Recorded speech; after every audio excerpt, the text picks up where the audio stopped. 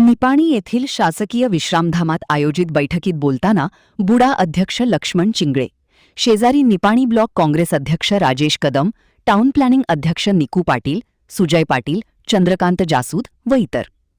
प्रधानमंत्री आवास योजनेतून पट्टणकुडी हद्दीत दायंगडे मळा येथे बांधण्यात आलेल्या G+2 घरांचे वाटप गरजू सर्वसामान्य लाभार्थ्यांना व्हावे यासाठी आम्ही जिल्हाधिकारी यांच्याकडे यादी सदोष करावी अशी मागणी केली होती. दिनांक 20 मे रोजी विद्यमान आमदार व माजी खासदारांनी लाभार्थ्यांची यादी सदोष न बनविता ड्रॉ पद्धतीने घातलेला घाट आम्ही सर्वसामान्यांचे हित जोपासून हाणून पाडला. मुळातच आश्रय समिती अस्तित्वात नाही, त्यामुळे या समितीचा अध्यक्ष सुद्धा अस्तित्वात असल्याने सध्या जिल्हाधिकारी हे अध्यक्ष म्हणून या समितीवर काम पाहत आहेत. आम्ही मागणी केल्यानुसार प्रशासनाने 1012 लाभार्थ्यांची सुधारित यादी प्रसिद्ध केली आहे. त्यानुसार प्रत्येक लाभार्थ्यांची वैयक्तिक माहिती सर्वे करण्याचे काम सुरू आहे. दिनांक 12 पर्यंत हरकती मागविल्या आहेत. त्यामुळे काँग्रेस कार्यकर्त्यांनी सध्या या घरकुल लाभार्थ्यांच्या सर्वे दरम्यान डोळ्यात तेल घालून काम करावे. आपल्या शेजारी असलेल्या लाभार्थी जरी गडगंज असला तरी त्याची तक्रार करावी. आपल्यास अडचणीत असेल, संबंधिताचे नाव आपल्याकडे द्यावे, जेणेकरून पैसे भरलेल्या मूळ लाभार्थ्यालाच हक्काचे घर मिळावे, असे मत चिकोडी जिल्हा काँग्रेस व बुडा अध्यक्ष लक्ष्मण चिंगळे यांनी केली. येथील शासकीय विश्रामगृहात आयोजित बैठकीत ते बोलत होते. चिंगळे म्हणाले, दिनांक 20 मे रोजी झालेला घरकुल वितरण गोंधळाबाबत अनेक लाभार्थ्यांमध्ये गैरसमज पसरला आहे. मात्र आम्ही कोणाचेही घर हिसकावून घेतले नाही. मुळात घरे किती तयार आहेत हा प्रश्न असला तरी ज्यांनी पैसे भरले आहेत अशा सर्वांनाच ड्रॉमध्ये समावेश करून घ्यावे अशी आग्रही मागणी आमची होती. पहिल्या टप्प्यात 600 जणांची यादी ड्रॉमध्ये ठेवण्यात आली, मात्र आम्ही विरोध केल्याने पुन्हा 200 जणांच्या नावाचा समावेश करण्यात आला. मात्र यामध्ये पैसे भरलेले लाभार्थी नसल्याचे दिसून आले. त्यामुळे या ठिकाणी उपस्थित असलेल्या प्रांताधिकारी सुभाष संपगावी यांनी सुधारित यादी जाहीर केली जाईल, मगच वितरण होईल असे जाहीर केले. त्यानंतर आपण सार्वजनिक बांधकाम व जिल्हा पालकमंत्री सतीश जारकीहोळी, खासदार प्रियांका जारकीहोळी यांच्याकडे याबाबत पाठपुरावा केला. त्यामुळेच प्रशासनाने यादी पडताळणीचे काम चालवले. यामध्ये लाभार्थ्यांकडून पैसे भरलेले पावती घेऊन सुधारित यादी तयार करून ही फलकावर प्रसिद्ध केली आहे. पात्र उमेदवारांनाच घरे मिळावीत, यामध्ये 4 हप्ते भरलेल्या या सर्वांचा समावेश असावा अशी मागणी आमची होती. सिनियरिटीप्रमाणे लाभार्थींची नावे असावेत अशी कुठलीही बाब नमूद नाही. त्यामुळे लाभार्थ्यांनी घर मिळाल्यानंतर 10 दिवसापर्यंत आपापल्या मर्जीनुसार ग्रुप करून त्यांना वास्तव्य करण्याचा अधिकार आहे. असे असताना विद्यमान आमदार व माजी खासदारांनी हा गोंधळ घडवून आणला.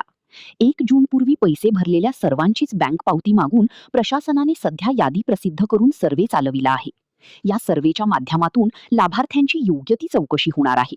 खरोखरच जे लाभार्थी नाहीत अशांना यातून वगळण्यात येणार आहे. त्यामुळे दिनांक 12 पर्यंत येणाऱ्या कर्मचाऱ्यांसह लाभार्थ्यांच्यावर लक्ष ठेवावे, तरच हे काम सोपे होणार आहे. चुकीच्या पद्धतीने कोणालाही या योजनेचा लाभ मिळू नये ही आमची भूमिका आहे.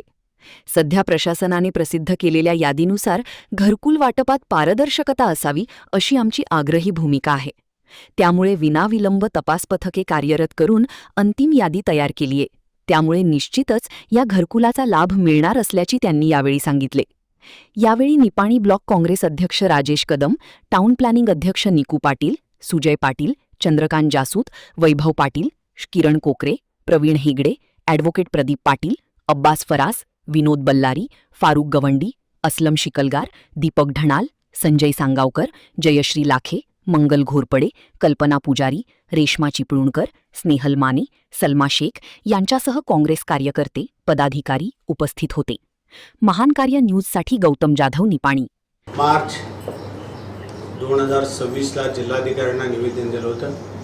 त्या निवेदनामध्ये मी स्पष्टपणे उल्लेख केलेला होता की ही जी यादी आहे ही यादी पुनर्परिशीलन करावं, त्यांची चौकशी व्हावी, पात्र उमेदवारांनाच घरं मिळावीत, खरोखर जे गरीब आहेत त्यांना त्या नावांचा समावेश व्हावा आणि ती यादी बोर्डवर अनाऊन्स करावी. अनाऊन्स केल्यानंतर सिनियरिटी पद्धतीनं त्यांनी आता लिस्ट तयार केली, आत्ताची यादीसुद्धा. तर पहिला हप्ता भरलेली तारीख आहे, काही 4था हप्ता भरलेली तारीख आहे याची नोंद नाही. त्यांनी क्लिअर नोटिफिकेशनमध्ये सांगायला पाहिजे. आता एक पुन्हा नाव आहे, आता भाग्यश्री अमोल सूर्यवंशी नाव आहे, 1/3/2021 हप्ता भरलेला आहे. हा हप्ता पहिला आहे की चौथा आहे याचा उल्लेख नाही. किंवा त्यांनी एक नोट द्यायला पाहिजे की शेवटचा हप्ता भरलेली तारीख त्यांनी कन्सिडर करायला पाहिजे, आणि पहिली तारीख असेल तर मग सगळ्यांची तशी चौकशी करायला पाहिजे शेवटचा हप्ता.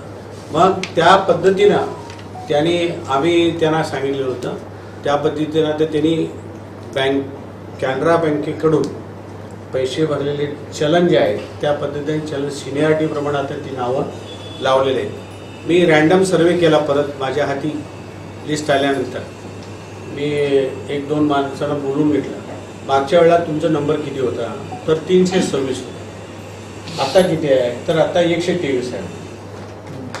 आता 123 म्हणजे मागच्या वेळा जी यादी केलेली होती ती सिनियरिटी पद्धतीने पण केलेली नव्हती हे सिद्ध होतं.